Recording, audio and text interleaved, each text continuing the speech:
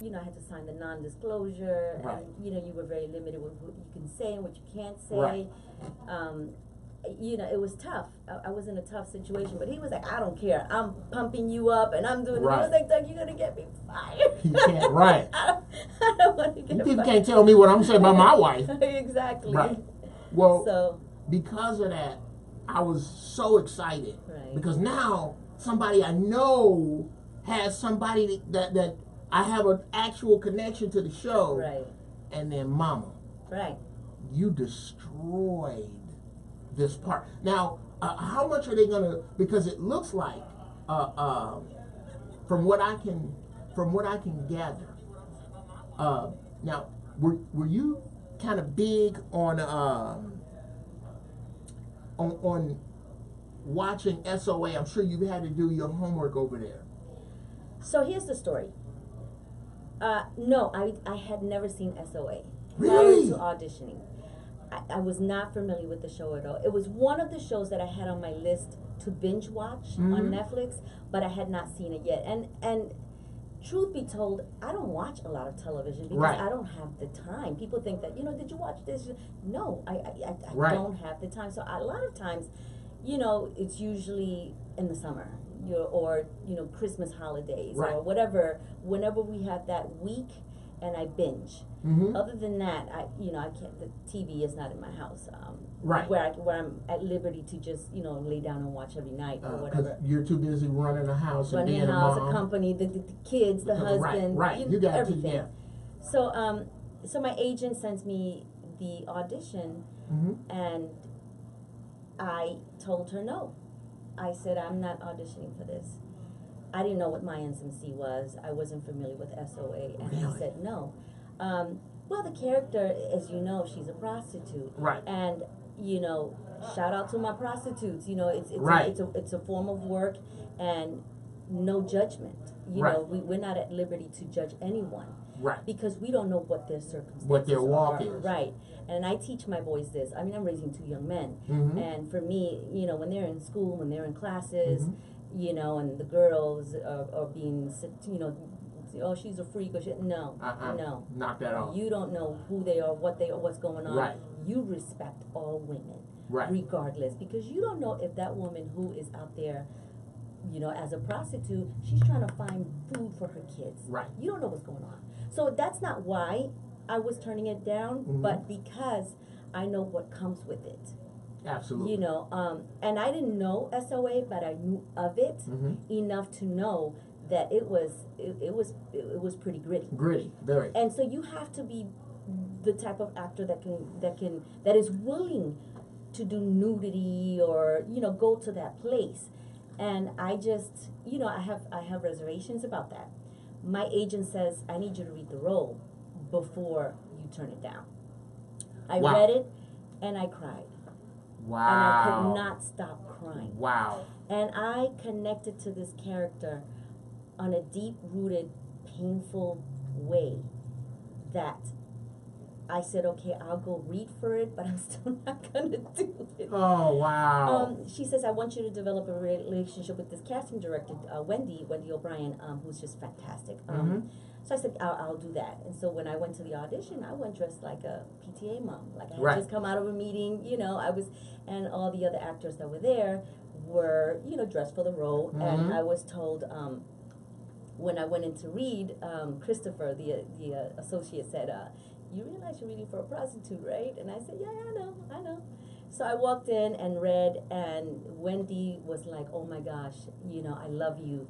You can go to that gritty place, and I can call you in for some really wholesome character roles. And I was like, okay, I did my job, I'm gone.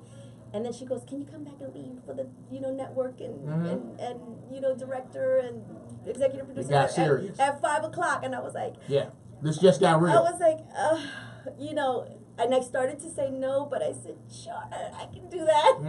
And then she says, oh, and I'm not going to tell you to change, but she says, can you wear something that, maybe a tank top and mess up your makeup? And I was like, yeah, I can troll her down, don't worry. Okay. So I went home, picked up the kids from school, had them ready. put a tank top on, plaid shirt, and my cat eye, gritty makeup. Right. And turned into sad girl. Yeah, exactly. Right, mousy. I was mousy. Right.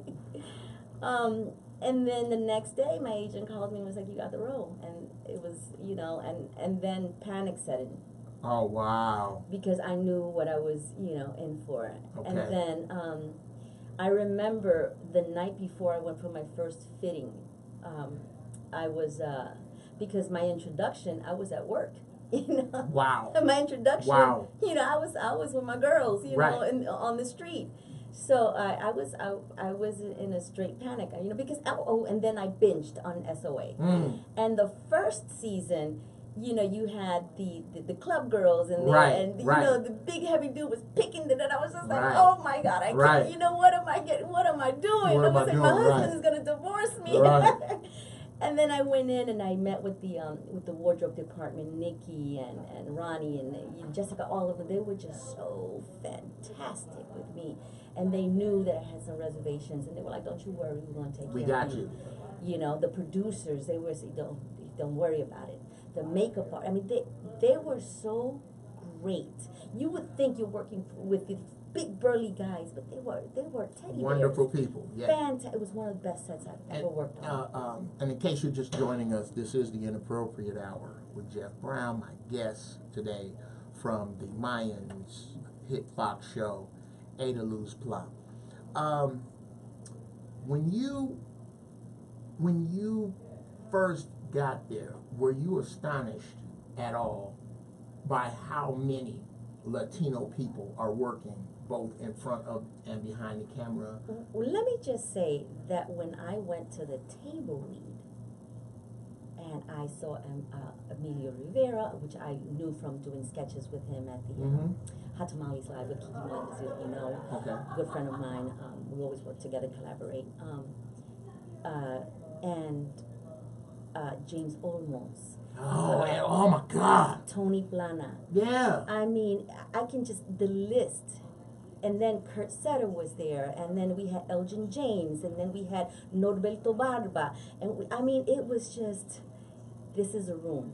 I was like, my knees were buckling. I said, this is really a room right here. And and you're sitting there, and you're just wondering, this is something special. It is. This is going to be huge.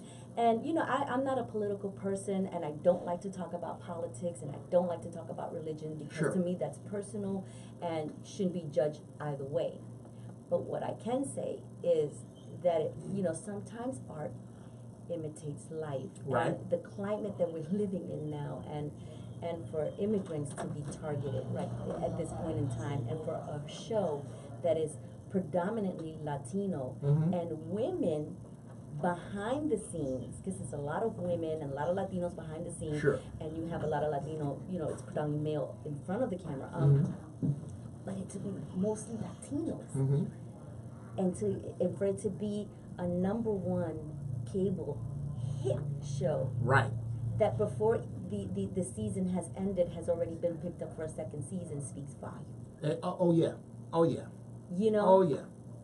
It says, we are here and we ain't going nowhere. We ain't going no damn where, and they've always been. Yeah. I have always, and again, I do a bit about it on stage. Right. That black people need to get their shit together.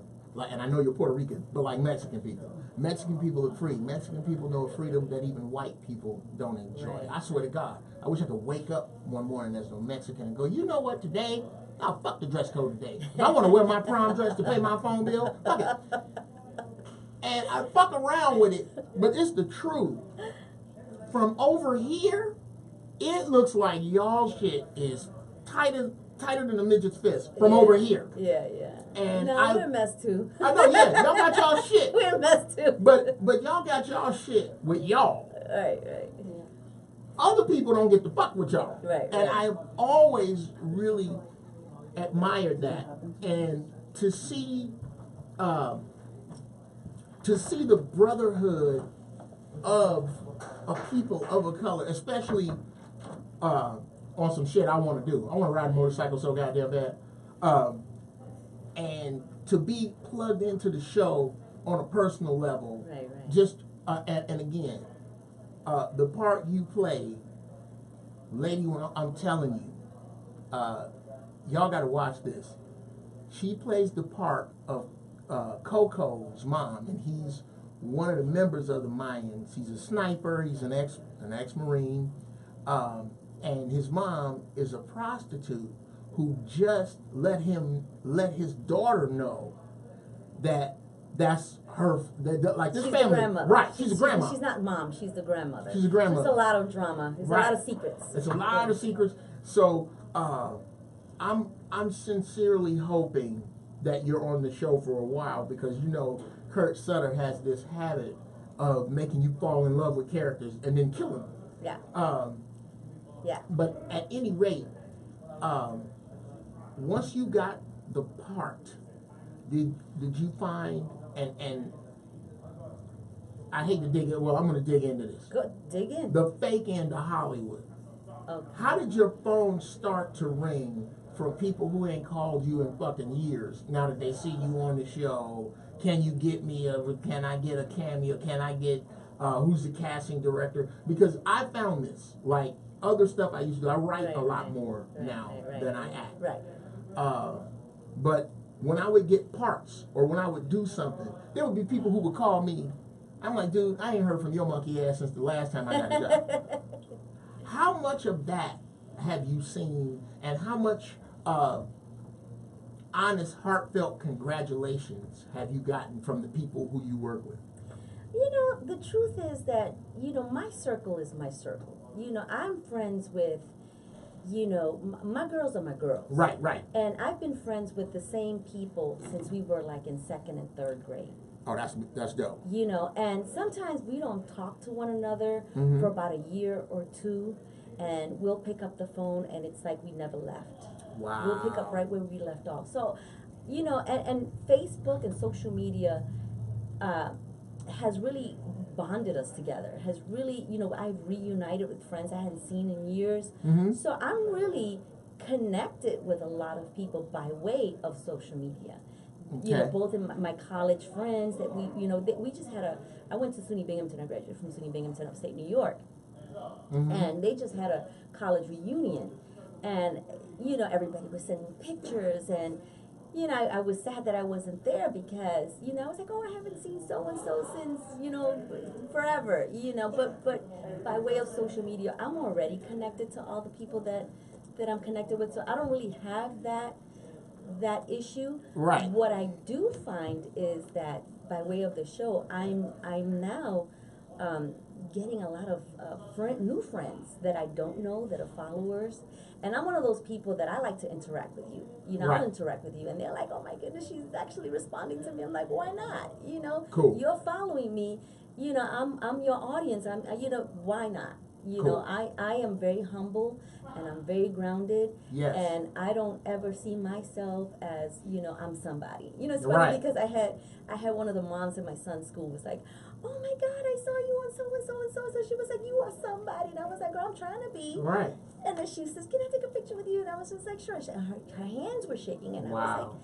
I was like, "Mama, you know, come on, you know, we Right. just, you know." Well, you know what? And I'm going to take this in two ways before the break. One, she's right. You are somebody. You are somebody's wife, somebody's mother, somebody's friend. You're a friend to yourself. And because people see us in this magic box, I kind of hit this nasty nail on the head. The reason regular people deify the people they see on television is because they see you as having the guts to chase your dream and whatever dream they have. Maybe it's not to do this. Right. Maybe, you know, I'm going to be the best blouse maker and well, Right. no, I don't get the chance to do that because I got to take care of my kids or whatever. They You know, see, yeah. I don't think people see the journey.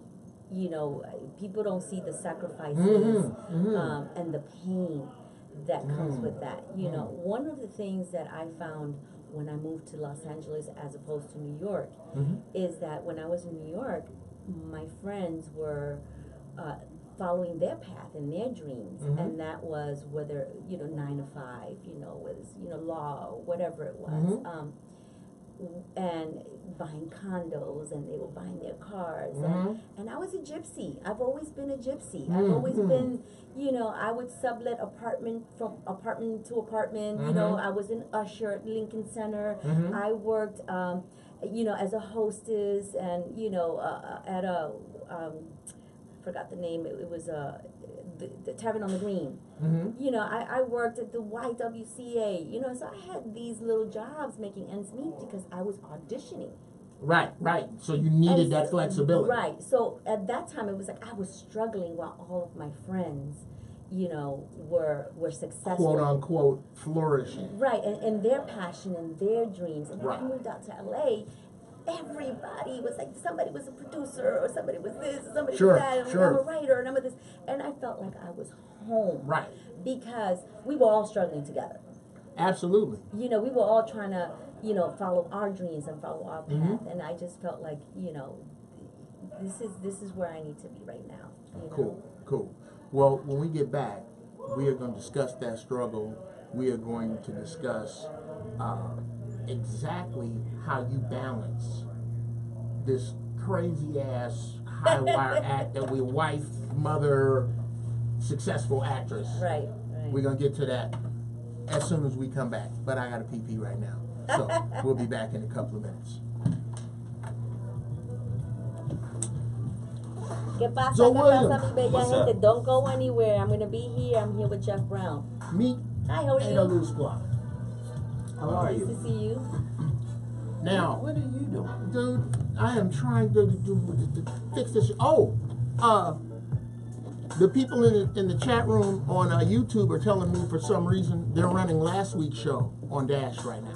Can we figure out what that is? I thought you guys went live already. Yeah, that's what I was told. What's up, Robert? What's up? Oh, hurry! I gotta do your show. We good? Yeah, it could have been just that beginning with the transition. Angel. Long time.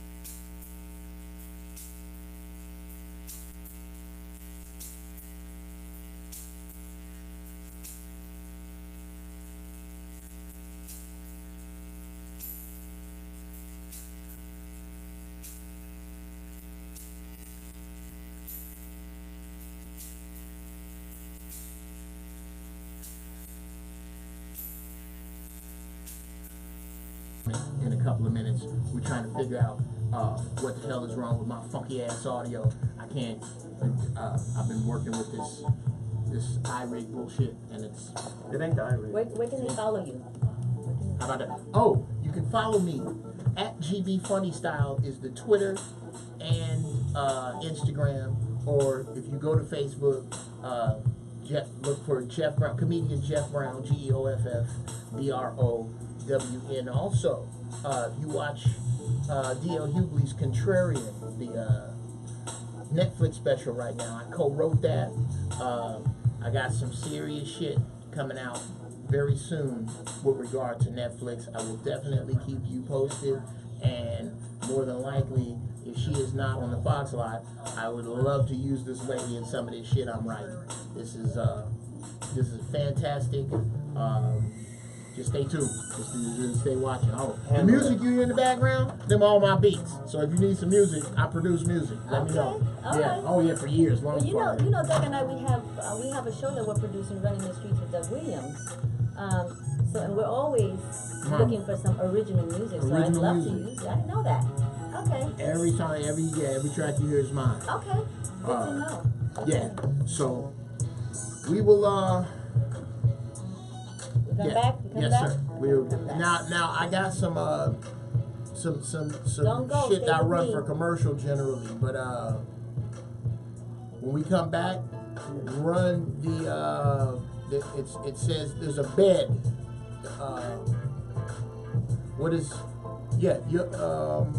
You can run that Bobby Brown thing on the This is a name I next haven't seen in a long time. Hey, Anu, she was my first friend out here that I had. I love you, Anu. I haven't seen you in so long. I know our kids are like grown by the time they'll see each other. Please, we have to stay in touch and keep in touch and reunite. No worries, man. You're my No sister worries. from another mister. Irina, I love you guys. Don't go anywhere. Stay with me. We're going to break too. I'm going to be talking a little bit about the show, marriage, business, All right. All right.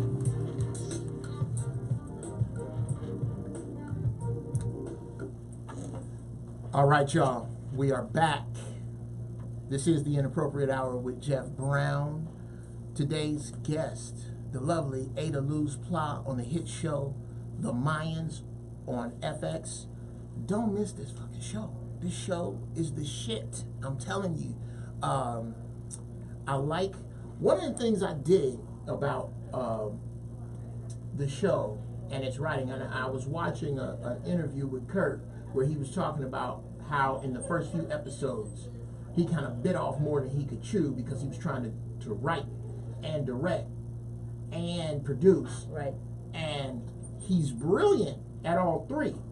But when you try to do three things you're brilliant at once, you're not going to be able to focus on them as good as you put your energy in one spot. Right. So he talked about hiring the new director, and honestly, after episode 2, I could see the jump.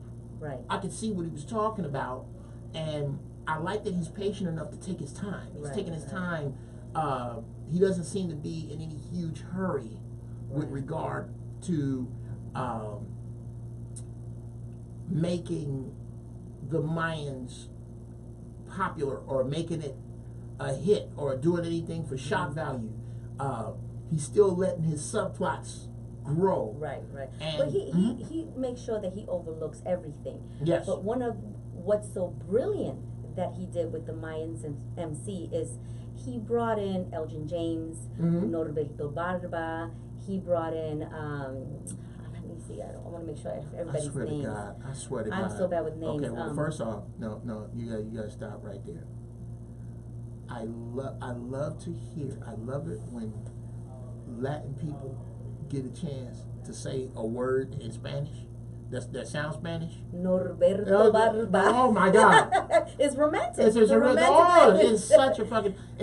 Spanish is so much more romantic than Chinese or Japanese. Let me tell you, my son is taking Spanish. He wanted to take French, and I was like, not on my not. No. If you want to survive and live in my house, you're not going to take any French before you learn Spanish. I don't think so. Yeah, it don't work like that. No, Doug can say hola. That's it. I taught my boys from when they were infants how to roll their R's. Right. So they can say arroz. Arroz con pollo. Carro. Yeah. Ropa. Perro. Perro. Right. So they can roll their R's, and they're like, Mom, why did you always say that? Because you have to learn the Spanish language. You have to, the way it go. Right, exactly. Yeah, you gotta learn the goddamn language the way it go. Exactly. And I've never understood that and to get over into some heavy shit, as a black man in America, I don't know what and again, I'm not of the thinking that we all came here were brought here as slaves. I don't believe that. But I only have English. But you know we were. No, not all of us. Oh, okay. No. Okay. That is a common misconception. Okay. Most black people brought this way out of slavery were brought to South America. Way more of us. That's why when you go to Brazil and the Caribbean. And the Caribbean, right. because the slave trade, factual, this the slave trade, panned across America. Yes. And the last place they landed was America. But they panned. I mean, the slave trade was huge in the Caribbean and South America. Yes. Right. The name Puerto Rico actually means port of riches. Well, the original name of Puerto Rico is Borinquen, which is in Boricua, right? Yeah. Which is a Taíno name. Wow. Yes. So it's a I have people calling me. I don't know why. It's a Taíno name. Okay. And I think it means, and I used to know because I use it in my one-woman show, but I always forget. Because if you don't use it enough, you just, it's just one of those things.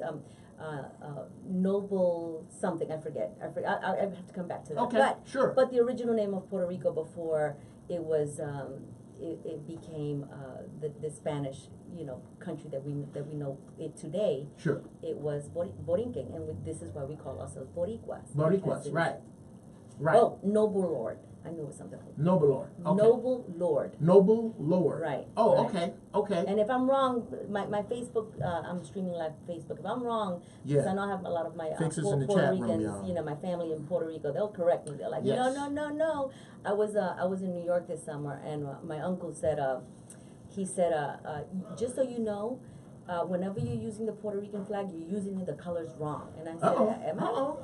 And then he says, the color where the single flag is light blue. It is not dark blue. And I was like, excuse me. Okay. So I stand corrected. So dark blue, red, white, and light blue. And light blue. Okay. That's the, so they'll correct me. They'll let me know, hey, cool. I'm gonna have to take this. Okay, yeah, you do that.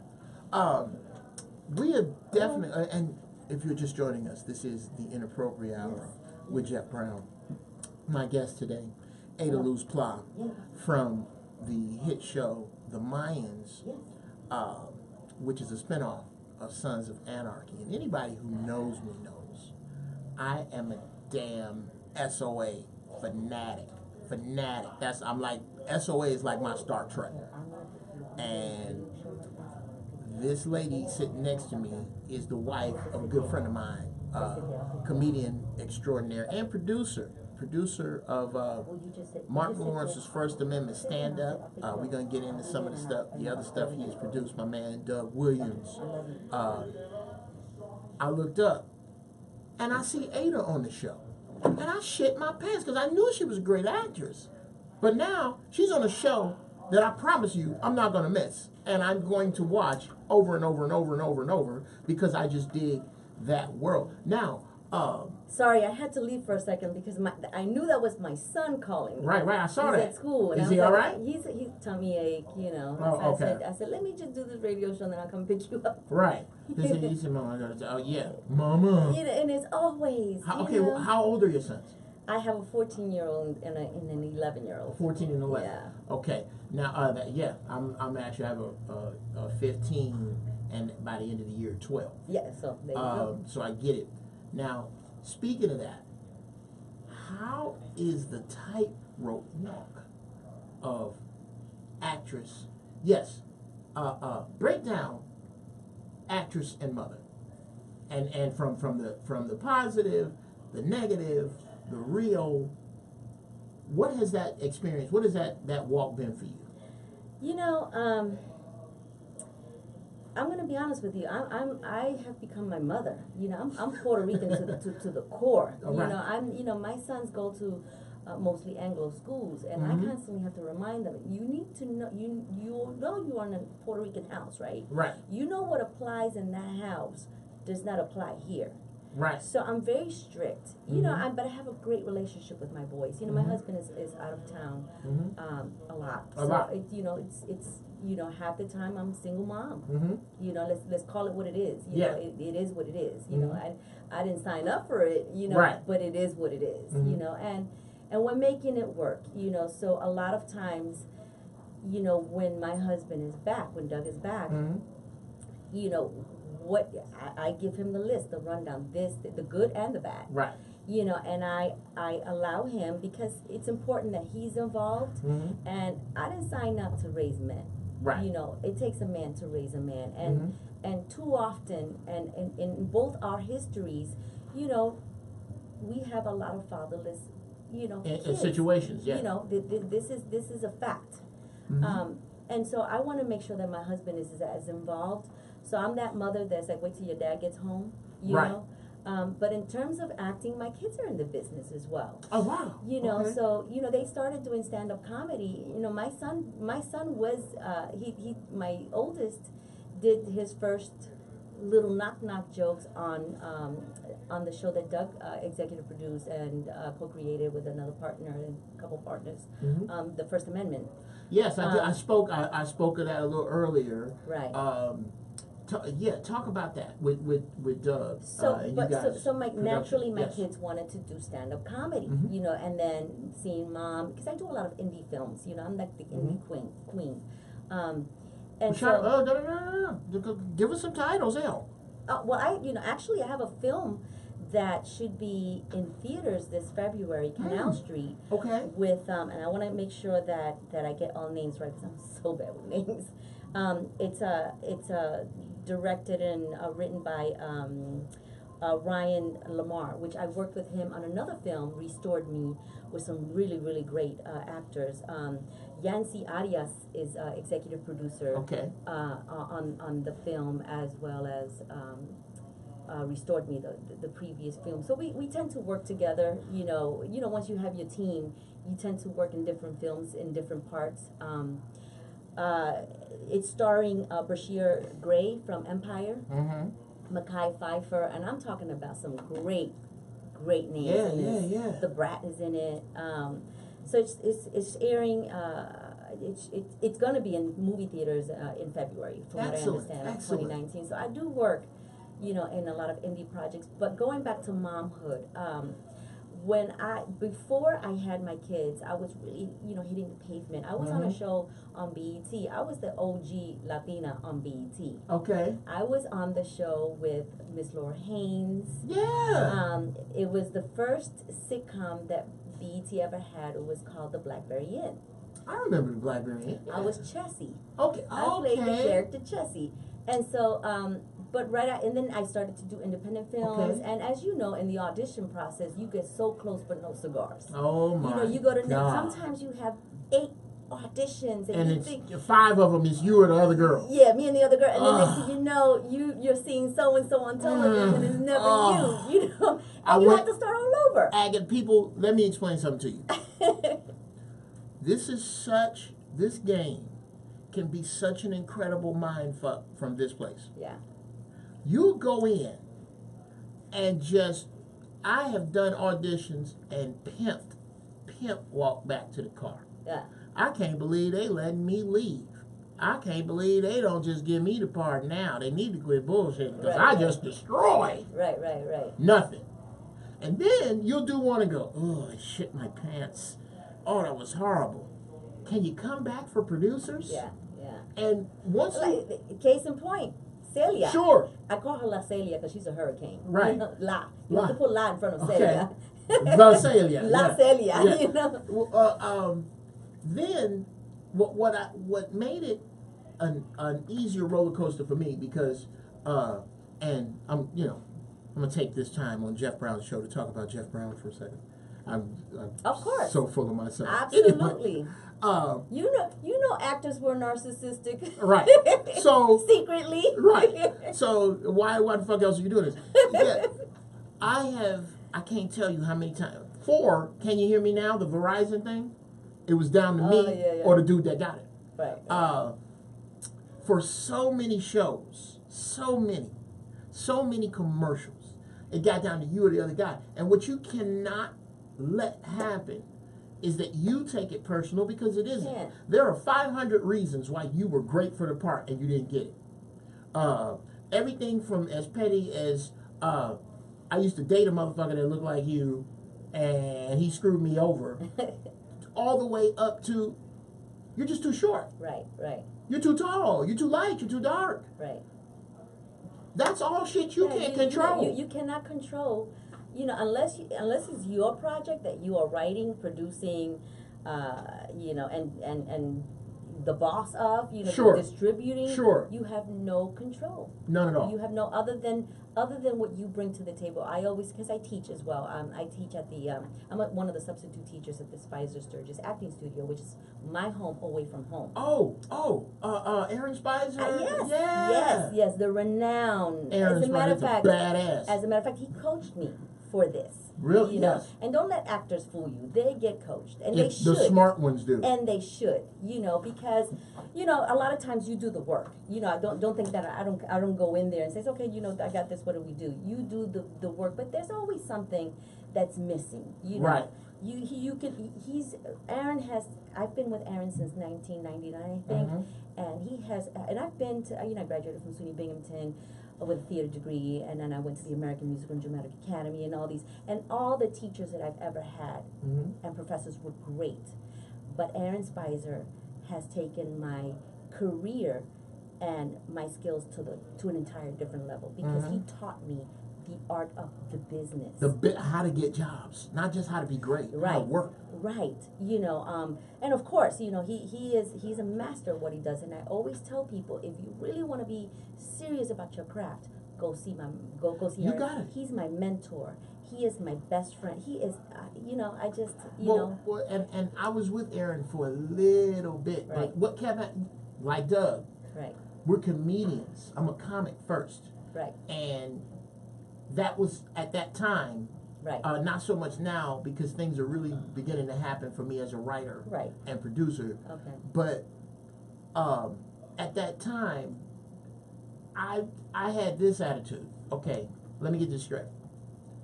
Y'all want me to go in and read for something I might get, or I could go out on the road with Luther Vandross for 6 weeks at $3,000 a night. I'll see you when I get back. right, And I had so much see you when I get back right, that every time the acting started to heat up, I'm out of town. right, And it's a nightmare for casting directors and for agents and for management for that road. But when I was here, I was like, look, I'm not gonna fuck around with acting coaches and ain't nobody in their class working. right, right, So I went to Aaron Spicer. I have yet to do it. I made it to the advanced class for Ivana Chubbuck. okay. But I've been She's so good too. busy. Yes, Yeah. she's good. There are people who are the best at what they do. Right. And I think a lot of people fail because they immediately start to measure themselves by people who are on their level. Right, right. That's I always tell my students, before you sit in one class, see them all.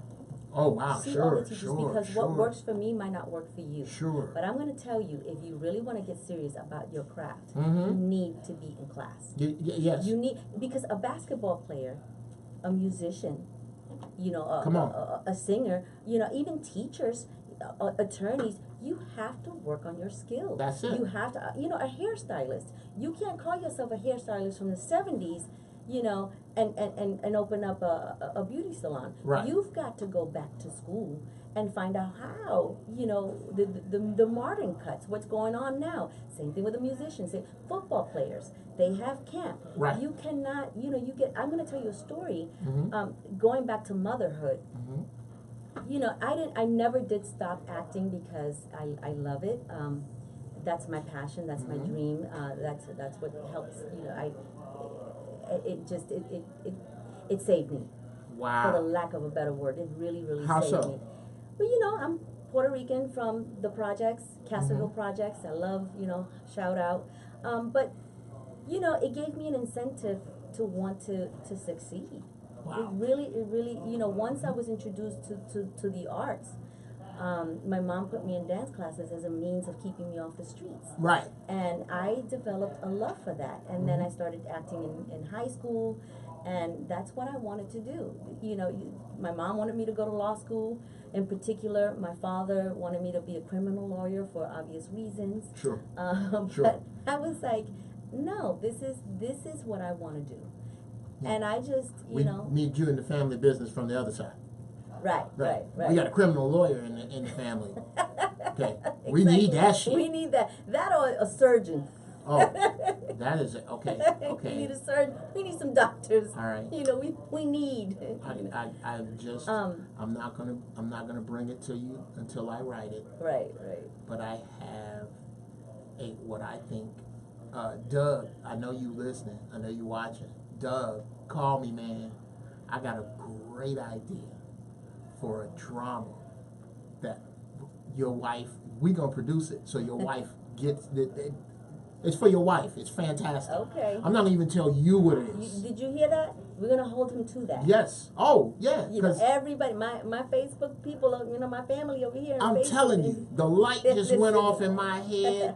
This could go comedy. This could go drama. I think I'm gonna make it a dramedy about something you just said that well, again, it's my idea, so of course I think it's fucking brilliant. But I'm gonna talk to that's what your man. One of the duties cats like him serve in my life is that I go, oh, this shit is incredible till I get on the phone and go, Geoff, smoke less weed. This is not that good. But I really think I got so yes. Speaking of that, what is you and Doug's story? How did you two meet? How did your relationship progress over from I just met you over into marriage? What racially, what issues do you find? We're gonna go right down that road. How much time do you have? Okay. I think that's another show. Okay. Now, how did you guys meet? We met on the set of Nutty Professor. Really? Universal. Yeah. Okay. Doug had just, I think, you know, God and both of us are very spiritual. Mm-hmm. Absolutely. As you know, you have your own plan. He has his own. Mm-hmm. And I think this was God putting us together, and he said, because I prayed about it. I lived in New York, and I knew I was moving out to LA, and I always said, you know, send, you know, and I wasn't very specific, and I should have been, and anyone out there, man or woman, please pray specific. If you are praying for your husband, or you're praying for anything, be specific, because I prayed. And I prayed for a man to make me laugh, you know, that was good, that didn't drink, that didn't smoke, that, you know, wasn't a gangbanger. Right. You know, wasn't a drug dealer. Right. You know, just send me somebody that's good. Please, God, send me a man that when the police lights going behind me, he don't go, here, hold this, hold this. Right. I didn't say send me a stand-up comedian, but he did. He you know, I got what I prayed for. Yes. You know, I prayed for my husband, and he sent him to me. Not when I thought. Not when I thought I was ready, when he thought I was ready. Okay. And so Doug moved out here from Alabama. He's from Montgomery, Alabama. Yeah. On January of '95. I moved here February of '95. We met March of '95. Okay. So yo, engineer. I don't even think he's hold that thought. Yes. Could you go tell them to keep it down out in the hall? Yeah. it's a lot of noise. Yeah. In here. All right, go ahead. But it's all good. This We're is all family. We're family. Yeah, come on. Real family. Yeah. Okay. Now go ahead. You, Doug moved from. So January '95. I moved here February '95. We met in March of '95. Okay. Now, we didn't get together until about a year later, but we were friends. We were courting, we were friends. That's cool, that's cool. But I knew he was my husband the day I saw him. He didn't know. He didn't know until the day we got married. That you had already fitted him for a touch when you saw him? Yeah, no, that's my husband. You like, oh, hi, Doug, nice to meet you. You see, Yeah. about a 40 of them? No, Yeah. and I have a one-woman show, Tracing My Lineage, a story of a Puerto Rican Spitfire, that I'm gonna be putting up in 2019. But I do excerpts of my shows, and it depends. I fit it for like different venues and different events. And there's a portion of that I talk about, with regards to my husband, and that is funny. Okay. Because Doug really, he was lost. He didn't know. Yeah. He was slow. Most of us are. He was slow. Most of I us. had to, we were living together, and that was my mistake. My mother warned me. She says, don't live with a man, because when you live with a man, he won't marry you. And I didn't listen, and 6 years later, I had to move out. And, we've had a tumultuous relationship because we both came with baggage. I met Doug's dad in prison. That was my introduction, to Doug's father. Wow. And then my father had died from alcohol.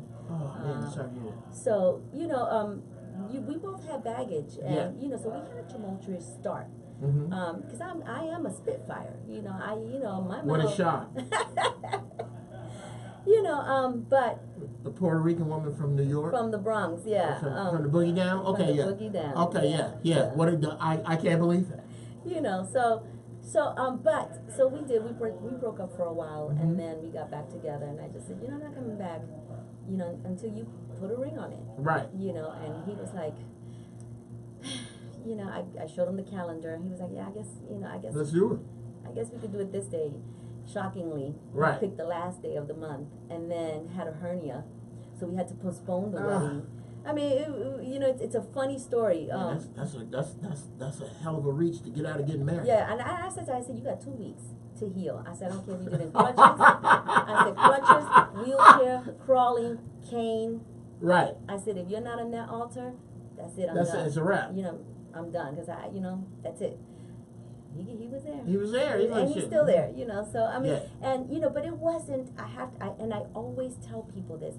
It wasn't until we introduced God into our house and became the head of our house that our marriage and our relationship changed. Right. Because I didn't want to raise kids, the way we were both raised, Right. Not that there was anything wrong with that, it's just, it is what it is, and that's a whole nother story, both on his part and my part. But we wanted to make sure that we had God in our lives. Okay. Because that's, I'm raising 2 young men of color. Yes. And of 2 colors. Yes, exactly. So I wanted to make sure that both of us, Doug and I, that like the Bible says, you raise a boy in the way he should go, and even if he falls, he'll find his way back. He'll find his way back. And right. so, we can only... Because that's all you're really doing is giving the map. That's all we can do, because our kids are going to be who they are. Right. All we can do is inculcate into their hearts. Right. To make the right The choices. good things, yeah. To lead by, and to have God in your lives, to All that, always all put that. God first, and whatever. I mean, you can really, really do all these things, but they're going to be who they are. Sure. But but you always pray that they come back and they listen. Absolutely. And that's all you can do. And so you have to lead by example. So it was, and we didn't learn what a marriage and a relationship really was like until we started to follow the bylaws of the Holy Bible. Right. And that's when our relationship That's when changed. it- And that's, okay. and I'm not going to say that tomorrow, we are a work in progress. My Sure. husband and I, and I think everyone is. And, we wear our hearts on our shoulders. We're very honest. We don't have that, our marriage is so perfect, type of relationship, because there is No, none. there's There no is such no thing. such thing. There's no such thing. And whoever's telling you that is lying. It's full of shit. Exactly. And I think that unrealistic benchmark. Right. You That- have this idea Yeah. of what a marriage should be, but it is, and it's a day-to-day work in progress. I'm about to say something incredibly racist. This benchmark that white folks set for what marriage is supposed to look like does not work,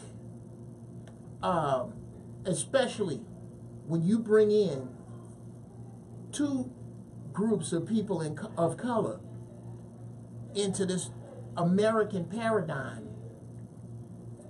You're going to fail. You're going to fail. Let me just throw that out there. After unlike y'all, I'm on this. I got it right this time with my wife now, and I was married twice before. Once when I was 22, I had no fucking business with her. I'm so sorry for that. I had no business with this girl at 22. Before you can be the man of a house, you have to be a man. So but you're going to have to come to the realization, and at some point, and it sounds like this is what happened with y'all, where you just sit down and go, okay, fine. This is who you are. This is who I am. And this personally is what I believe a relationship is about. Is a relationship between a man and a woman with regard to life. It's like y'all meeting in the middle of a 2-lane highway. Right. And y'all got this wagon.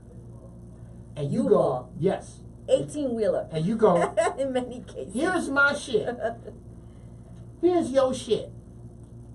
We're going to go down this road of life to learn and help each other with our shit. Right. The problem becomes when you lie about the weight of your shit. Or you got some shit down the road you're not telling the other one about that we got to pick up down there. Right. As long as you're honest about that shit and understand that the wagon, the relationship, can only carry so much weight. Right. So every day with my wife now, I'm looking for ways to pick rocks out this wagon. Right. And throw them out. Right. The rocks of my own complacency. Right. The rocks of my own accountability. Right. The rocks of my temper. All these things. And that's what the hell this relationship shit is about anyway. It's an opportunity for us to grow. And once you start looking at it like that, it becomes a lot easier than we got to have this kind of car and live in this kind of house and have this many kids before this is happy. That's somebody else's shit. Yeah. Doug is yes. That's a facade. You know, I tell people all the time, you know, when we have house trouble, car trouble, bill trouble, simplify your life. Simplify. Wow. I tell Doug all the time, if it gets that, you know, if it's getting that rough, let's just sell the house. Let's go back into another. Let's start from scratch. I'm good. Right. I will go under a rock with you. Woo. You know, I will start. I am right or die with you, as long as you are down for me too. Because at the end of the day, you know, as long as we have God, you know, our kids and the two of us, we have a measure of health. Sure. You know, that's it. That's all. Love. Right. You know, respect and understanding. You know, all we this shit you can't take with you. Yeah. All this shit you can't take with you. Why are you stressing over? That's all you need. Now, you know. What do you find has been the biggest obstacle with regard to raising interracial sons? Well, you know, Puerto Ricans, we are African, absolutely, Tainos, and Europeans. Sure. And we come in all different shades within one household and one family dynamic. Yes. Now, we do have color issue, but in terms of race, because we are mixed, we try not to, you know, and I like our new generation. Our new generation is really bringing to light our ancestors and our grandmothers and mothers, and letting them know, no, stop saying that you are not African. We are, you know. But I learned that in college because I studied Latin American history, and in particular, I studied Puerto Rico, and I was a sociology minor. Okay. I didn't know who I was. I didn't know that, you know, I didn't fit in anywhere. And you didn't know that you didn't know. Yeah, exactly. But I knew that I didn't fit in. You know, it was, you know, I'm as light as they come. Right. You know, and I know, and I've always known that I was not Anglo. and I was not going to be accepted as a, so let me stop, you know. Mm-hmm.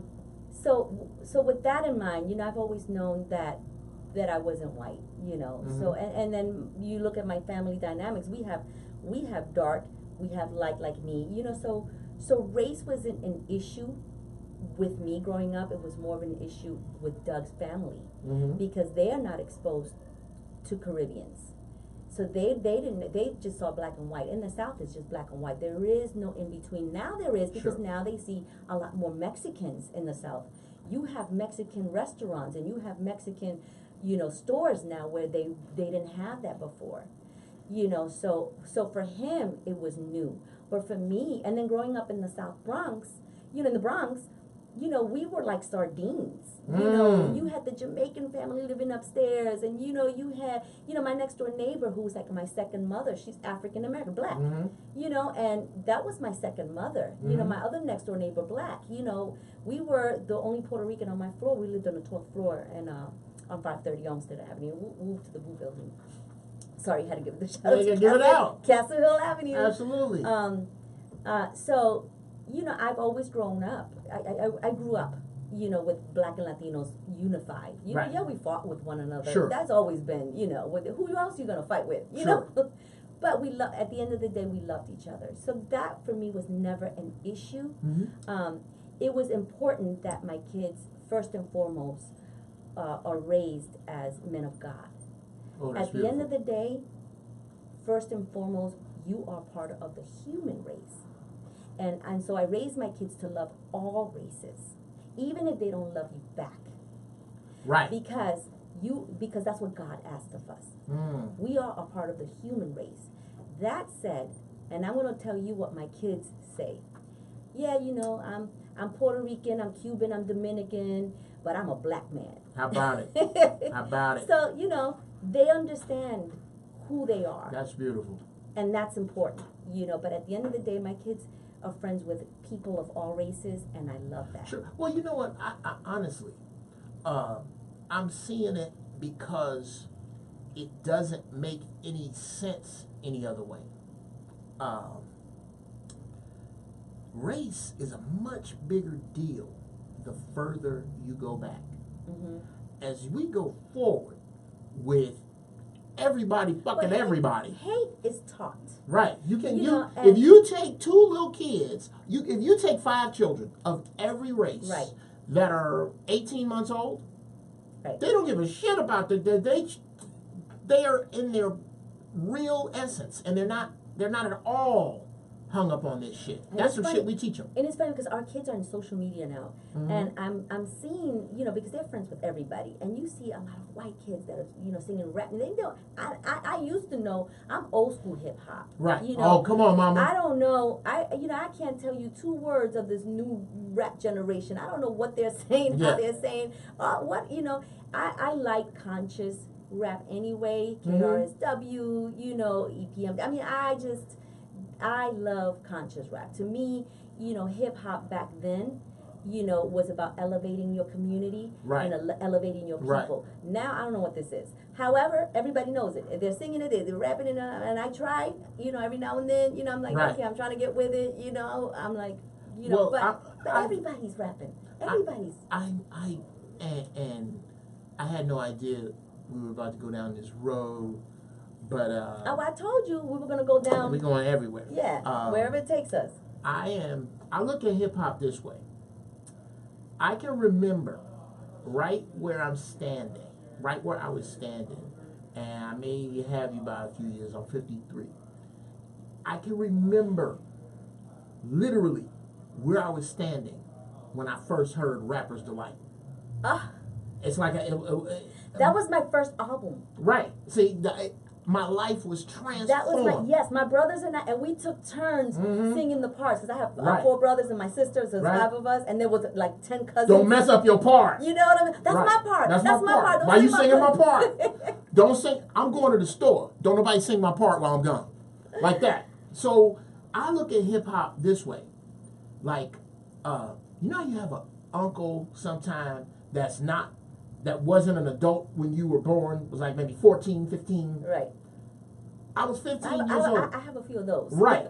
where I watched this child come into the world with all this possibility, and I'm incredibly disappointed at what it's become. Right. But I cannot be disappointed at what this child has become without looking at the people who were around it to bring it up. Right.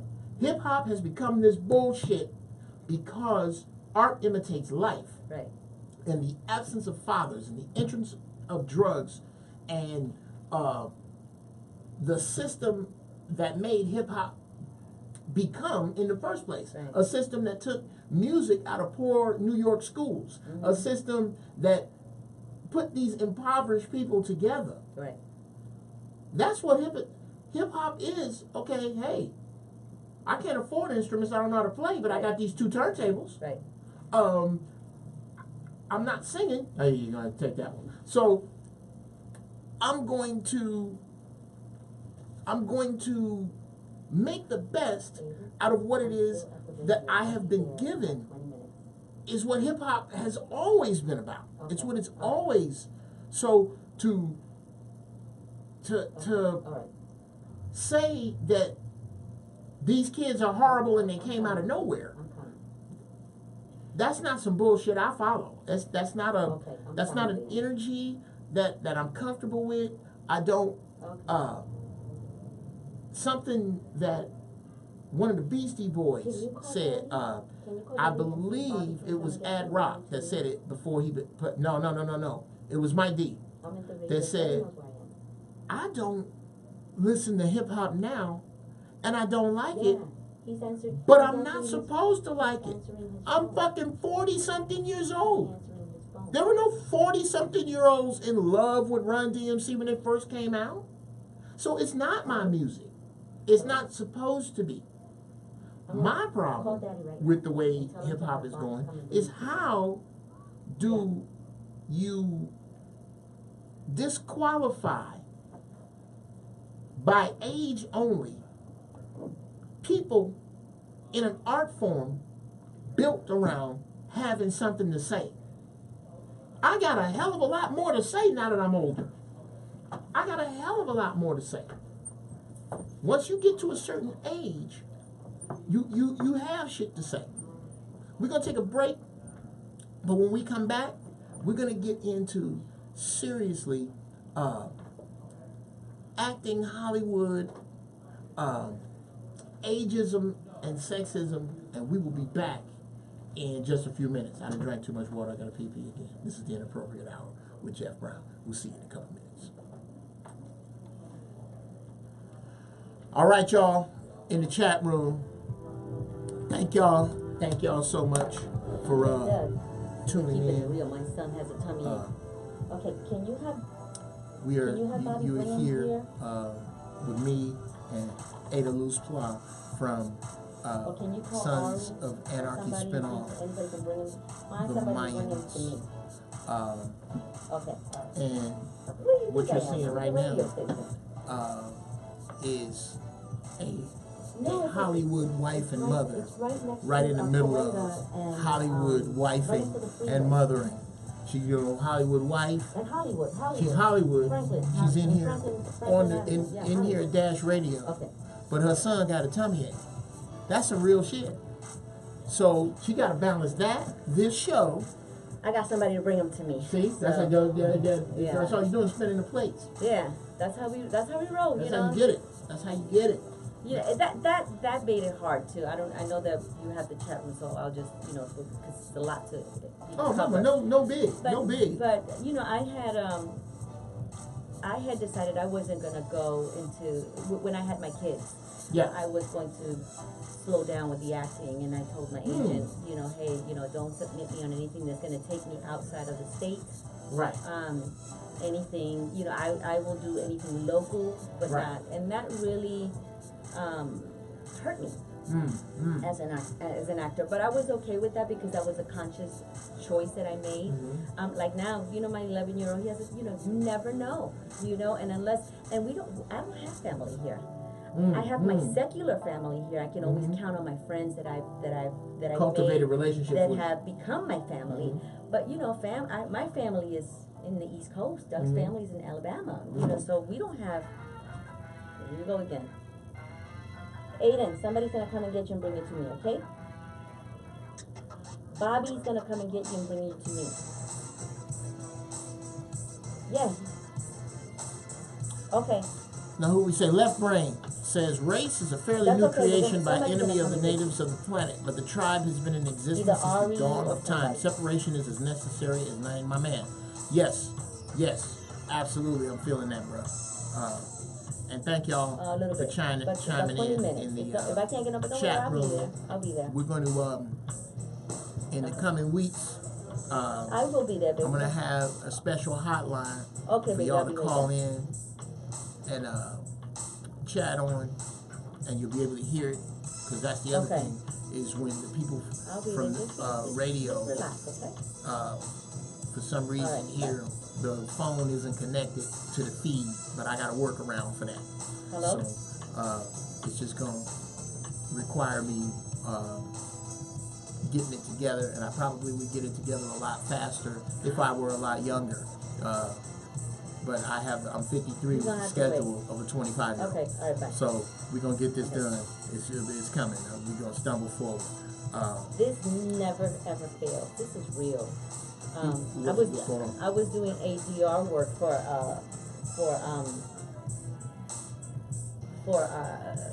Mayans Ada. Okay, stop. I want you to tell that story, but I want you to tell them when we come back. Yeah, okay. Yeah, but we're gonna let this play out, and then Okay. we'll come back. But Imad Al Kubati, I hope I didn't fuck your name around. What's up, man? You just getting with us? What's up, Rico? What's up, Primo? We are. This is today on the show. Ada Luz Pla. Watch the Mayans, and you will see this lady. For the time she is on the screen, she is fucking on fire, and I don't have it. I wouldn't have her on the show if I was gonna sit up here and lie. Y'all know me, I don't lie. She is doing her thing on this show. The Mayans, by default, is my favorite new show because my favorite old show is Sons of Anarchy. That's right, Monty.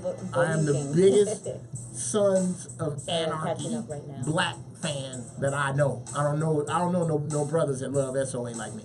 And this spinoff is Keisha, a what's up? beast. It's a beast. So My girl from Binghamton, Manny's wife. Hey. watch it when you get a chance.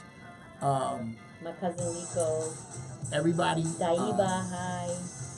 Oh yes, absolutely. Lydia, my Iman, girl. the Mayans are Oh, the my lost cousin, African culture. Prima To be honest Evelyn. with you, Love you. any culture of color come from us first because we're the first people here. Proud of you too. We're We're doing the it, first people baby. here. Okay.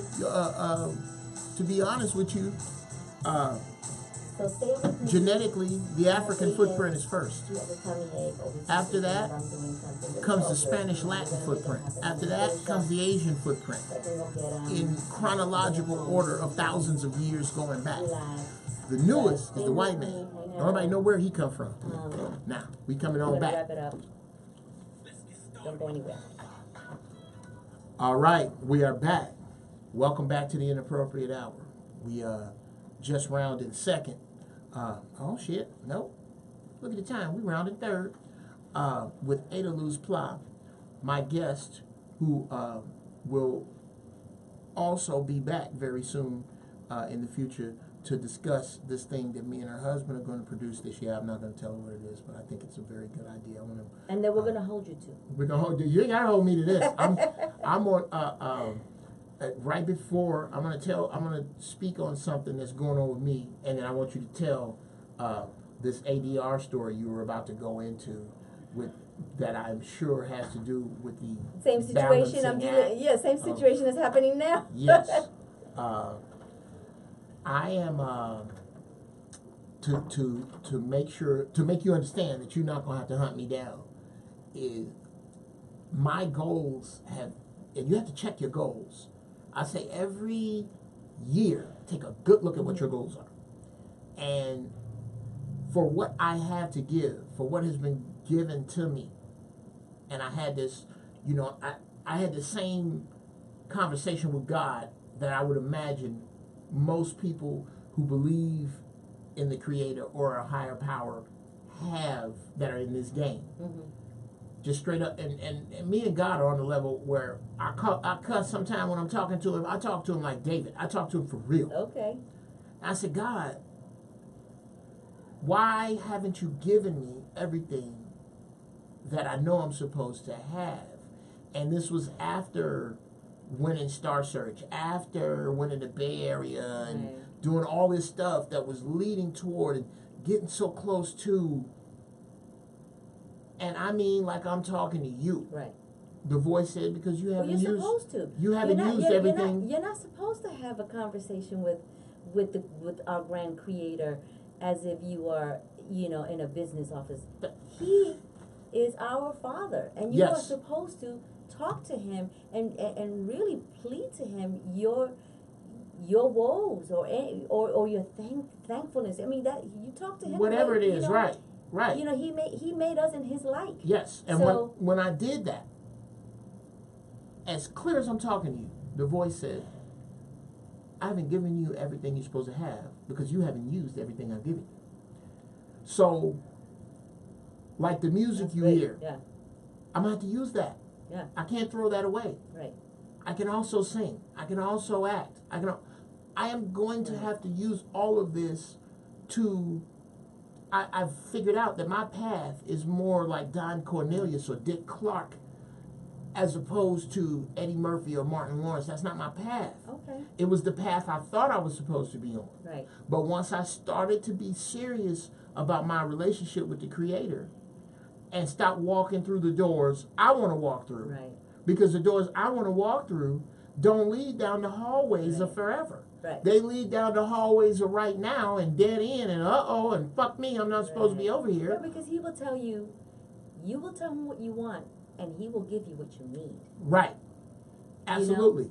Absolutely. And so if that's and what you don't that's what you wanted, but he said this is what you This need. is what you need, and what you don't understand is that all this what you need is actually on the way to what you want. Right.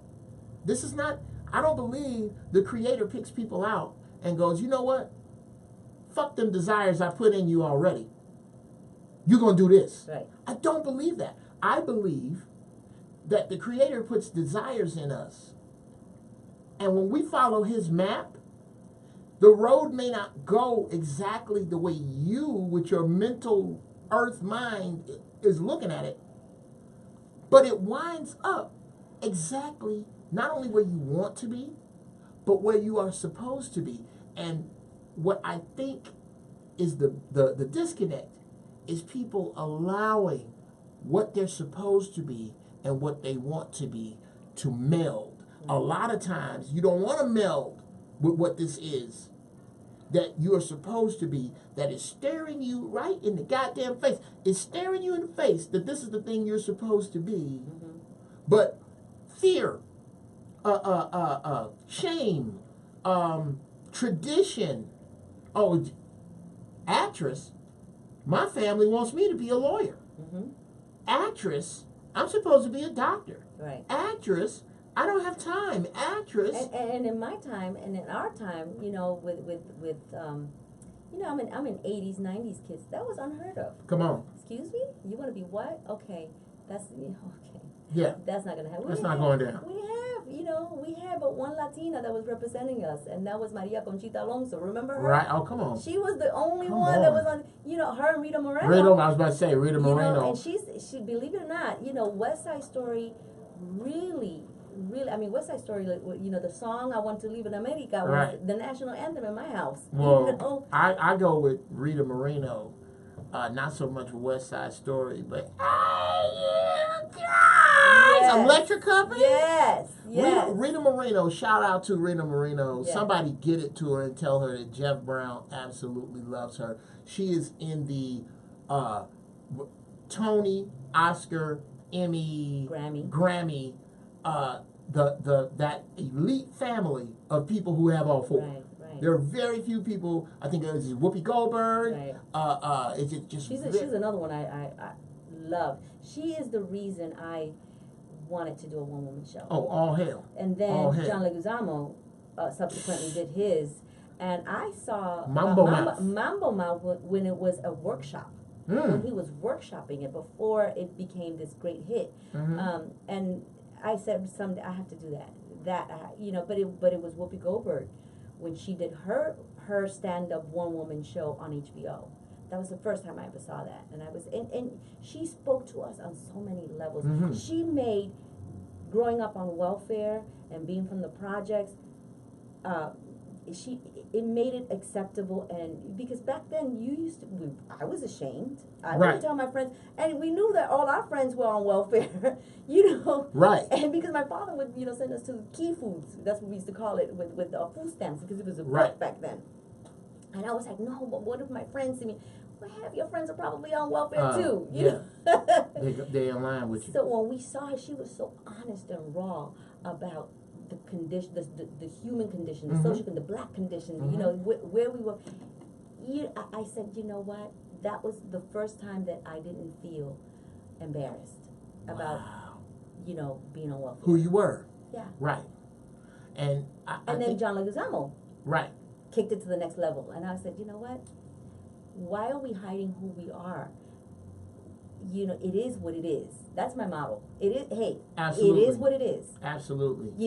Take it or leave it. It is what it is. This is where I'm from. It is what it is. I think the balance is, and for me, the tightrope walk daily is to treat things with a balance of what you want them to be and what they actually are.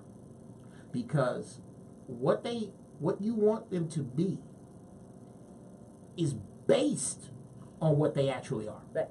And if you're not going to be honest about what they actually are, you can kiss what you want them to be goodbye. Right. Until you can really look at some shit and go, to thyself be true. Right. Okay. I want to be the best. I want to be the best engineer in the world. I wanted that. That's it. I'm gonna be the dude. Well, that's what I want to be. Where am I really? Okay. Can I really afford to go to the best school in the world? Do I really have access to the? No, I don't. Right. So, what's real about now? Right. You'll find that your blessing is in being real in the moment. Right. That you'll find that you'll find the nugget, and that's the nugget in acting. Right. If you can be true to the moment, it's you're almost impossible to be in truth to the moment. Absolutely. Now, something that hit me, you were going to discuss a little earlier about this balancing act that you do, and as I'm a father and an active father in my children's lives, and I'm still in this game. Right. But I'm not the mama. Right.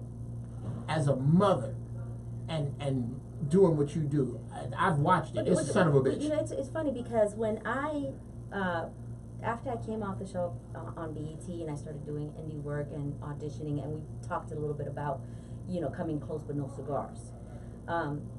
Then I got pregnant. I had my first child, and then immediately after I had my second child, and I decided by choice to slow down, not quit, but slow down.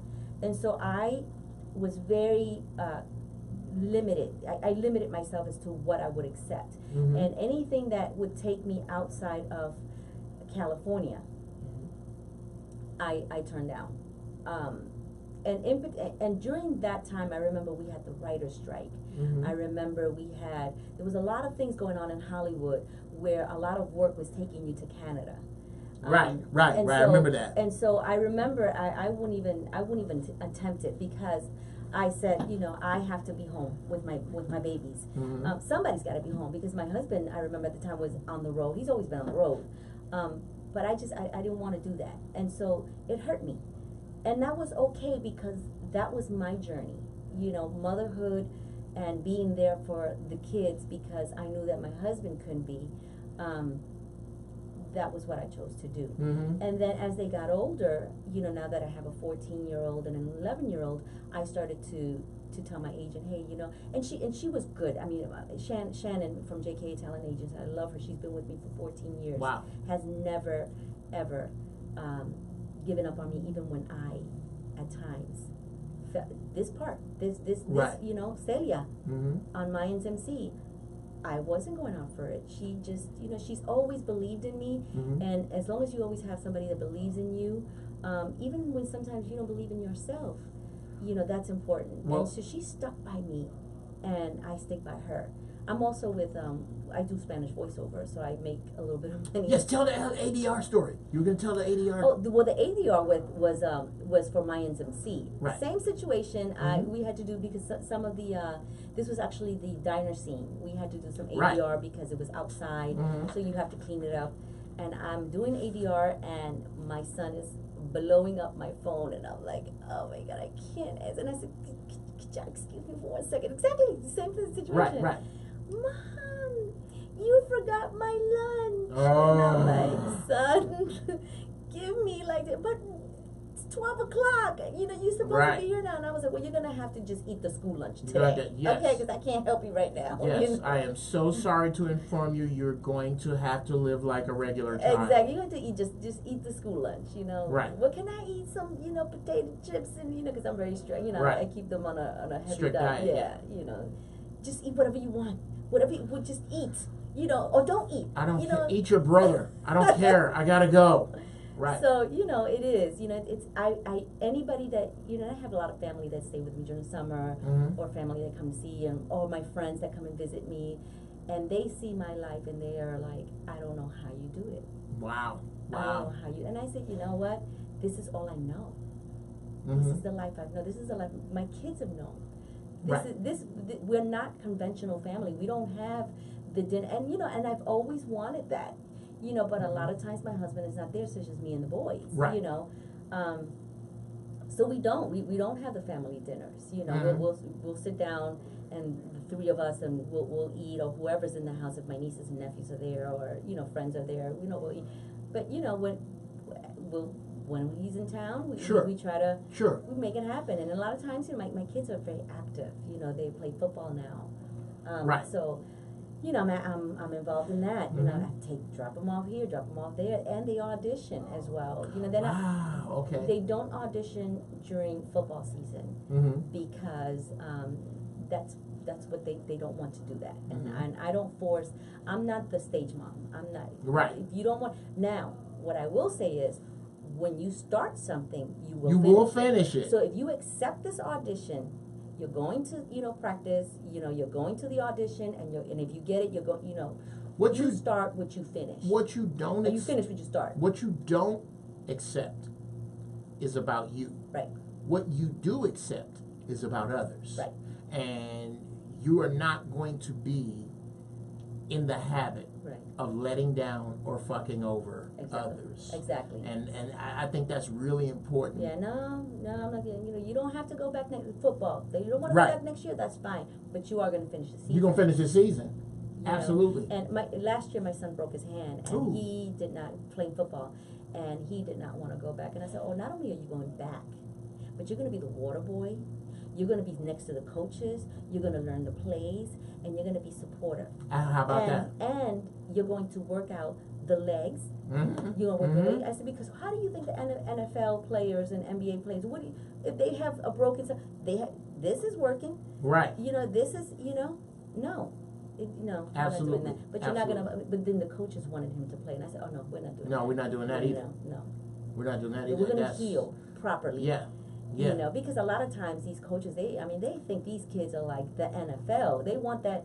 Yeah, I think they live vicariously through the kids, and Yes. they want that trophy and Sure. that championship. And I'm like, not at the expense of my His son health, properly mentally, physically. healing. Yes. Right? Yeah. No, Yeah. we're not doing that. But he will be there if he Right. can. If they can. Now, obviously, if it was, you know, he couldn't walk or anything like that, then we're not going to be there. But I'm really, you know, that's how I was raised. I wouldn't be here if it weren't because of the lessons, the life lessons my parents gave to me. Mm-hmm. You know, and that was work hard, and you know, put God first, work hard, and be dedicated. Whatever you do, give it 100%. Sure. Sure. You know. Now, when you were talking about when you first moved here from New York. Now, what year? 95. 95, yes. Okay. Now, this, and y'all got to understand, this is pre-Facebook, pre even MySpace, pre-YouTube, Pre-internet. How about that? Thank you. Yes, How thank about you. That knocks it all out. I can tell you the first time I still have my AOL.com. Yes, yeah. So, how much have you seen your process as an actor? First, the process of work, and second, the process of preparation change because of the internet. I think it brings you closer to the audience. Well, let's start by saying that in Hollywood, social media has become next to booking a job. Sure. Because it's about followers now. Right. If you have 1 million followers or 100,000 followers, then you are going to be popular. You have people that know who you are, and so you are going to help the process. Of course, I think that talent, plays a very important role. But I think, reality TV, the Sure. Kardashians, they have changed the game. Yeah. It's the young generation that has changed the game. And for somebody like you and I, we have to keep up. Absolutely. You have to morph. You have to be able to transform. And this is, I don't do live. This is one of my first live. Wow. You see? I'm just, yeah. And my representation is telling me you need to do more live, Ada. You need to be more involved with your social media. Well, here's where I'm at with it. We right in there, 80s babies. But the younger generation, this is, they didn't often ran with it. This is it. Here's where I am with technology right now, and I'm slowly climbing out. Because in the 80s, I was up on it. In the 90s, in the 2000s, I was up on it. I have become. You remember your grandparents, like when they first got a VCR? Mm-hmm. Somebody set it up for them, right. but nobody set the clock. Right. So for years, the clock just blinked 12 o'clock. Right. I'm blinking 12 o'clock in a lot of areas. Right. I have been wrestling with the audio of this show for my live stream with YouTube. Well, here's something funny. My agent is asking me, she's telling me, I need you to get the episode from Mayans Ada. I did Jane the Virgin. I played. Oh, wow, no. Yeah, no, I played a Telemasivo VP for the character Rijolio. I think, is that the name? I'm so bad with names. Jeez. Anyway, so my agent is still trying to get those clips so that we can, refresh our reel. Mm-hmm. And I can't get them off by DVR. Oh, and wow. I'm trying to figure out how do you do that. And so Doug has a friend who's a family friend that he grew up with who is just a genius, in terms of how to do this stuff before it comes out sometimes. And, he's scary, so he's working on all my stuff right now. But I can't figure out how to get, things that you have taped on your DVR, Right. Whereas, remember the VCR that we had, or even the discs, Right. What happened to that? Well, one of the things I'm going to say is if you can come out of, if you got something on DVR, whatever the monitor is has an audio and a video feed, and those are digital signals. If you can take those signals out to something, they can be recorded. So if it were me, you're talking foreign. You're talking surgeon now. Did I get over the surgeon already? It's over my head. I don't know that. Yeah. So hence Albert. Look here. Doug, I need you to call Albert. I need to so and so. Well, I think one of the keys to success that on every level, and this is where people really drop the ball, is that they think you need to be a CEO to delegate. No. Well, the truth is, well, they have public relations for social media. Right. They got people who do we that. didn't have that. No. This is new. This, and all the public relation companies are now having. They have a department. A social now, media division. Yes. Sure. That is where we are. Well, you just got to be honest with you. Again, I have to look at things the way they are, right, and the way I want them to be. Right. And the truth is, you're gonna have to delegate some of this shit. You're gonna have to give, and that's hard for people who, like ourselves. So much of this. But when you delegate, you gotta have some money because they ain't cheap. You gotta have some paper. It ain't cheap. Well, what I am finding is that you don't always have to have money. Right. Like, I will barter. Look, hey man, I need this. I can do this. Right. What can we work out? Even if what I can do may not be what you need, Right. but it may be what somebody else needs that can help you. That's true. So I can do this for him, and then he does that for you, Right. and everybody's happy. Okay, well. But you got to find a way to hustle Right, it. right. You got to find a way to hustle it, but you got to be honest with yourself about what it is you don't know how to do. It's true. And that's tough for people. Yeah. It's hard, especially what a lot of people don't understand about this game that we are in, is that it is predominantly self-starter. Mm-hmm. It's predominantly about what you are going to do for you. Right. You can't. I think my best analogy for this game is you got one career, and that career is like a car. You can let a manager in to Manage it. to do the map. You in charge of the map. The agent is in charge of the snacks and the gas. But goddamn it, you better drive. Mm-hmm. And the minute somebody ain't doing what they supposed to, you pull over and let they monkey ass out. Yeah. You let them out because you don't have a manager can have 100 clients. You got one career. Right. And you have to guard it. You have to protect it.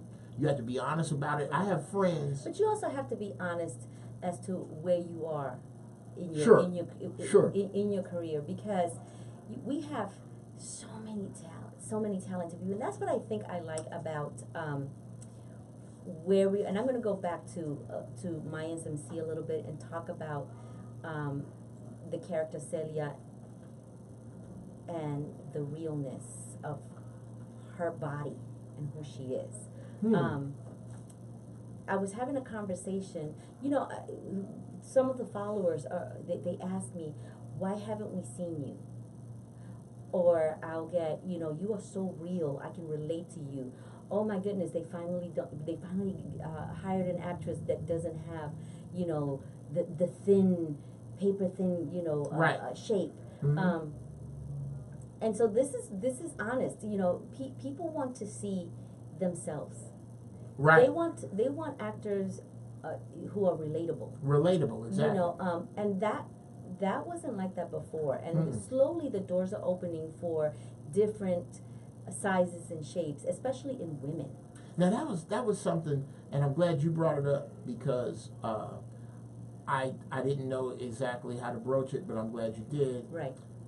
Have you found that at your and when you say certain shapes, for those of you in Radio Land, this is the Inappropriate Hour with Geoff Brown, my guest, the lovely Mrs. Ada Luz Pla, or Ms. Mrs. Ada Luz Pla. Y'all can't see her in Radio Land, but this is a beautiful sister.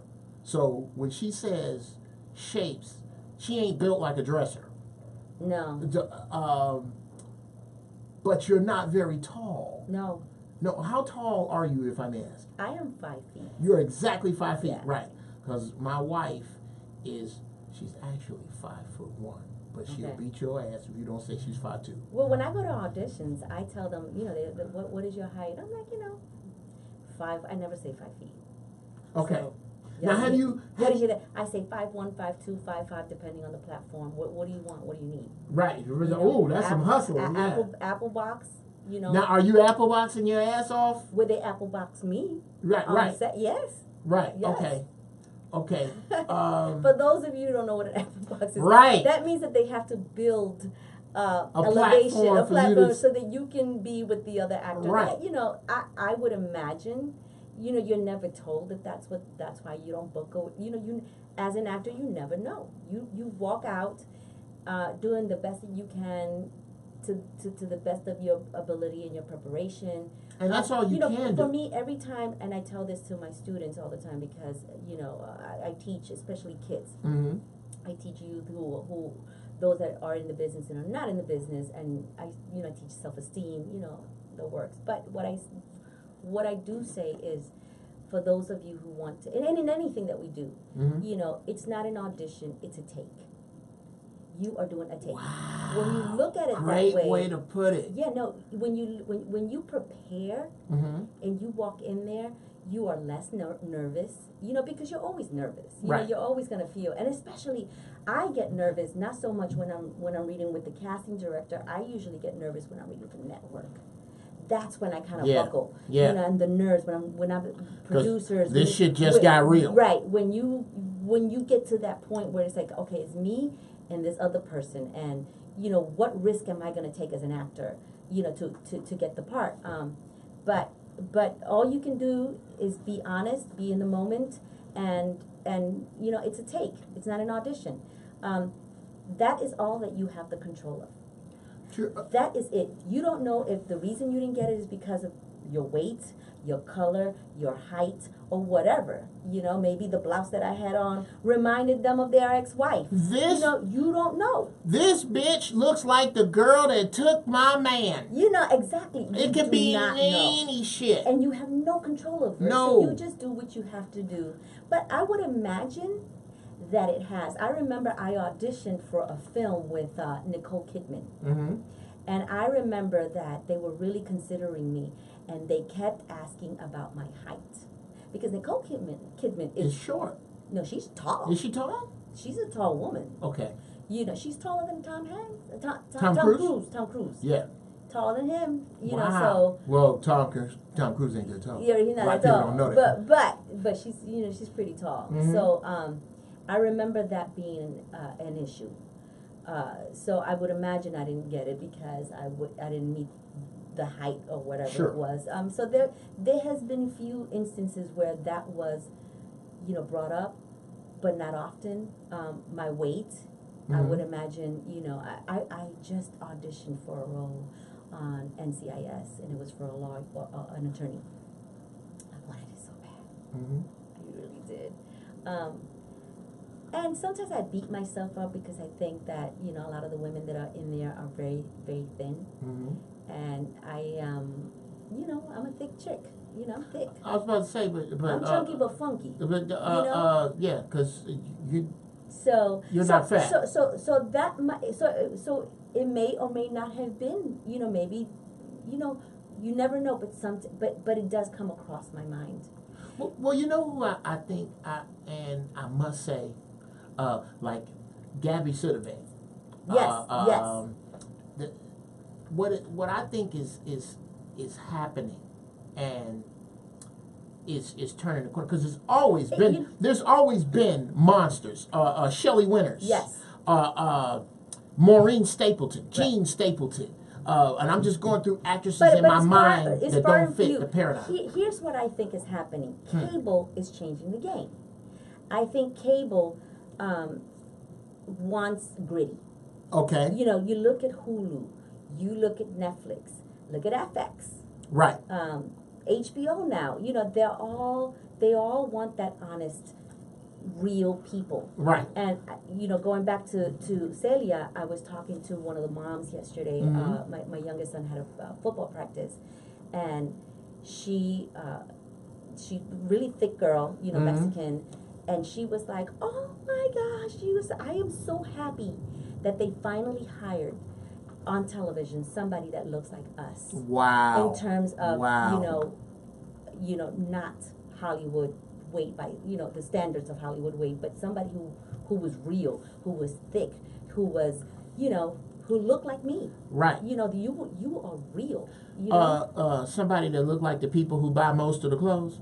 Exactly. Okay. Because everybody ain't buying. If you go to the mall is not full of size 1. Right. It's not. No. Because you have to go to the swap meet for the plus size. Right. You gotta go to get the fly shit. Yeah, because there's I'm gonna tell you some big girls out there, and that's my problem. Is when I see big girls and little girl clothes. We go to the alley in downtown. Right. If they're big girls listening to the show, wear sexy big girl shit, because such a thing exists. There's some big girls. I've seen some girls 200, 220 plus. You can wear sexy, but just know your limitations. Don't dress like a. Like I said, don't have your chichos out like that. no, don't do it, Mama. Because I'm honest. Right. I'm that loyal friend. I'm that friend. My girlfriends always tell me, and my girlfriends are the same way with me. They keep me grounded, man, and I keep them grounded. Right. But don't come to me and ask me what I think and expect me to lie to you. I'm not gonna do that. Don't ask me, and I won't tell. Right. If I'm gonna volunteer it. You're right. If you don't want to know, then I won't tell you. But if you're gonna ask me, then I have to tell you the truth. You finna get it. Because I'm not gonna be a true friend then, Right. Right. If you ask me, you finna get it. So if I'm gonna see some chichos out and they don't look good, I'm gonna be like, Mama, I can't have you looking like that. You can't look like that and step out onto the street. Yeah. Now, so put your long sleeve titties back. So I think that was one of the things that I think that Mayans MC, and like I said, Kurt Sutter was brilliant. He hired their women directors on the Sister. Really? There was one, the one that the sister. Let me see, make her name right. Her name is Hanel Culpepper. Culpepper. She directed episode 4. And it was just fantastic. Well, excellent. And there's more women that have directed, and because they don't have the same director all the time. And Latino Norberto Barba, he directed the 2nd episode, and he's also the executive producer. Elgin James, oh my goodness, we have John Pare, fantastic writers, Andrea Cianavi, Brian Gracia, oh my goodness. On and on and on. You have people of color, women, diversity on this show like you wouldn't believe. Now, and I think that's what makes the show so great. I think, and it's the #1 cable show. Sure, and without question, decidedly so. I mean, deservedly so. Right. From a writing standpoint, from a cinematography standpoint. I'm glued. Kurt Sutter, he talked about it. He talked about it in when we had the premiere. We were at the premiere. He showcased the first episode, the pilot episode. He said, I know Sons of Anarchy, but he says culturally, Mayans MC, I can't write or speak for a culture that I'm not a part of. Right, and he's smart. See, that's the genius. And he says that's why I had to bring it. It was only fair. And this is what I think has been sadly missing from television, as we sadly bring this to a close, is the other man's version of another man's story. Right. There's no way, as much as I admire Puerto Ricans, the Puerto Rican heritage, the capital of Puerto Rico, which is Brooklyn, the Bronx. Would you say the Bronx? Okay. As much as I love Puerto Rican culture, if I was going to endeavor to do something from a Latin end, I can't have the arrogance of just shooting it from what I see and expecting, because my people are the majority and they see it through my lens, that they are going to enjoy it the same way. Because they might, but the truth is, they're just enjoying some shit that came from in here, not some shit that is. Right. And I think, shout out again to Kurt Sutter, and I'm not just saying this because he's going to hire me. And everyone involved. I mean, it's a great cast. Oh my goodness, it is such wonderful a great cast. In front of, and you know, in the production itself, it was such a great experience. Now, if I may ask, what episodes are you shooting on right now? Like, are you guys through the season already, or? No, we are in episode 6, I think. Yeah, this is it. We just saw episode 6, episode 7. There were 10 episodes. Right. And so we. Oh no! Not what is aired. What is shooting? Like, have you? Oh no, we're not shooting. You're not shooting? No, okay. The shooting is done. Everything is shot. Oh, the whole series is shot. The first 10 are shot. Yes. Okay. Yes. So I'm not going to ask you for spoilers because I know you can't. No. See, that it was so hard because Doug was like, so you're not going to tell me, Baby, I can't tell and you. I was like, I can, but I have to kill you. Right. I don't want to kill you. I want you to stick around a little bit. Well, Mama, as I do understand. Just, stay tuned. Yes. Stay tuned. I may or may not be in episode 7, but you have to watch it. You have to watch it. Because I'm caught up. I done watched them all. Okay. And I started back watching episode 1 last night. I'm like, let me go through so I can find all the subtle nuances. Right. But thank y'all today for taking the ride with me and Mrs. Ada Luz Pla. Regardless to what you are on, you now have a new fan of your work. I'm a fan of your work too. Absolutely, thank you, baby. Fantastic. I love what you have going on. I am going to. I'm not going to tell you what it is, but I have what I believe is a hell of a fucking idea. Doug, I know you watching, bruh. Holla at me. I got something I want to do. I'm gonna write it up, and then when you get to town, let's look at it. I'm dead freaking serious. I'm lining up my projects that I want to put in a bundle, and this is one of them. I wish you continued success.